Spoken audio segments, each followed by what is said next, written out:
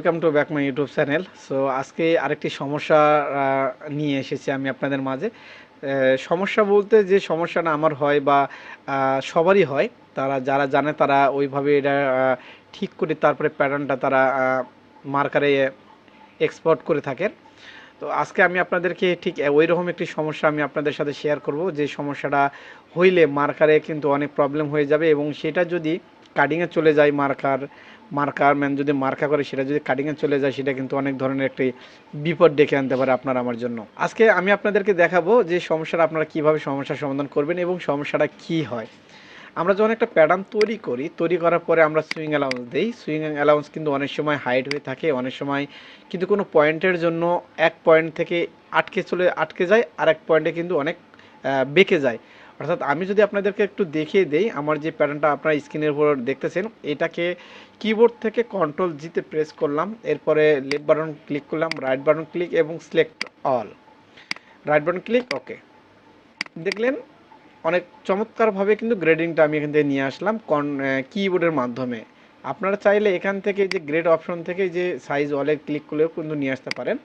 তবে আমি আপনাদেরকে বলবো কিবোর্ডের মাধ্যমে যদি আপনারা কাজটা করেন, সেক্ষেত্রে আপনাদের জন্য অনেক ভালো হয়, অনেক দ্রুত হয়। এখন আসি সমস্যাটা নিয়ে। সমস্যাটা প্যাটার্নে কি হয়, আপনারা যদি লক্ষ্য করেন আমার ব্যাক পার্টের সুইং অ্যালাউন্স কিন্তু অনেক চমৎকারভাবে গ্রেডিং হয়ে আছে। আমি যতটুকু দিয়েছি ঠিক ততটুকুই কিন্তু এখানে গ্রেডিং হয়ে কিন্তু আছে। এখন আমি যদি নিচে আরেকটি ফরন পার্ট আমি আপনাদেরকে যদি একটু জুম করে দেখিয়ে দেই, দেখতেছেন এই ফরন পার্টটাও কিন্তু অনেক সুন্দরভাবে গ্রেডিং রয়েছে এবং চমৎকারভাবে গ্রেডিং রয়েছে। এবং আমি যদি নিচের একটি ফরন পার্ট আমি আপনাদেরকে দেখিয়ে দেই, তখন দেখবেন যে এইটার সুইং অ্যালাউন্স কিন্তু গ্রেডিং অনুপাতে নেই। অর্থাৎ এইটা কিন্তু আমাদের একটি অনেক বড় ধরনের প্রবলেম। এবং আরেকটি সমস্যা যদি দেখে দেই, স্লিপটাকে দেখিয়ে দেই। আমি স্লিপটা কিন্তু ফুল গ্রেডিং করি নাই, জাস্ট একটু আপনাদেরকে দেখানোর জন্য এরকম গ্রেডিং করে রেখেছি। যদি একটু লক্ষ্য করেন আমার স্ক্রিনের উপরে, আমি যে আপনাদেরকে বললাম অনেক সময় বেঁকে যায়, ঠিক এই রকম কিন্তু হয়ে যায়। অনেক সময় কিন্তু এগুলো ক্র্যাক সফটওয়্যারে মোটামুটি বেশি হয়ে যায়। তো এই জন্যই কেউ কখনো প্রোডাকশনের ক্ষেত্রে ক্র্যাক সফটওয়্যারগুলো ইউজ করবেন না। এগুলো কিন্তু প্র্যাকটিসের জন্য যদি ইউজ করেন সেক্ষেত্রে ভালো হয়। আর লাইসেন্সের যে সফটওয়্যারগুলো রয়েছে সেগুলোতে কিন্তু অনেক চমৎকারভাবে হয়ে যায়, তারপরেও বলা যায় না, সমস্যা হতেই পারে। আপনারা অনেক কেয়ারফুলি করে কাজগুলো করতে পারেন। তো আমি আপনাদেরকে দেখাবো এটার সলিউশন কি এবং এটা কিভাবে সমস্যার সমাধান করবেন।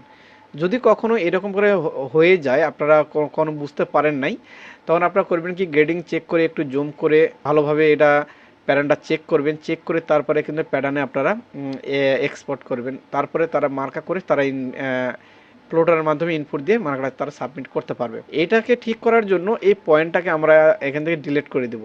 এই ডিলিট করার জন্য আমরা এখান থেকে মডিফাই চলে যাব, এখান থেকে কম্বাইন অপশনটা নিব।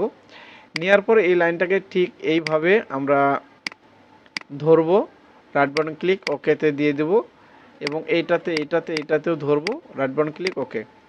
দেখলেন সুইং অ্যালাউন্সটা কিন্তু ঠিক হয়ে গেছে। ঠিক একই নিয়মে এই পয়েন্টেও কিন্তু ওই রকম কোনো প্রবলেম থাকতে পারে। আমরা আবার কম্বাইন নিব, দুটি লাইনকে আমরা এক জায়গায় করে দেবো, ওকে। দেখলেন সুইং অ্যালাউন্সটা কিন্তু ঠিক হয়ে গেছে। এরপরে যে আমাদের দুইটা লাইন কিন্তু এক হয়ে গেছে, এখানে লাইনটা আমরা ডিভাইড করব, এই জন্য এখান থেকে স্প্লিটটা নিয়ে এরপর আবার এই কর্নারে আমরা দিয়ে দেবো। তাহলে দেখবেন আমাদের এটা কোনো প্রবলেম হবে না, ওকে। দেখলেন এই সমস্যাটা কিন্তু আপনারা এইভাবে সলভ করতে পারেন। এরপরে আসি ফরন পার্টটাতে। ফরন পার্টেও কিন্তু ঠিক সেম। তো আমরা চাইলে অ্যাডভান্সে আসার পরে সুইং অ্যালাউন্সগুলো একটু আপডেট দিতে পারি। এই জন্য সুইং অ্যালাউন্স আপডেট দেওয়ার জন্য অ্যাডভান্সে চলে গেলাম, এই যে আপডেট সুইং অ্যালাউন্সে নিয়ে রাইট বাটন ক্লিক করার পরে সিলেক্ট অল, এরপরে ওকেতে দিয়ে দিলাম। অনেক সময় এখানেও কিন্তু এটা কিন্তু ক্লিয়ার হয়ে যায়।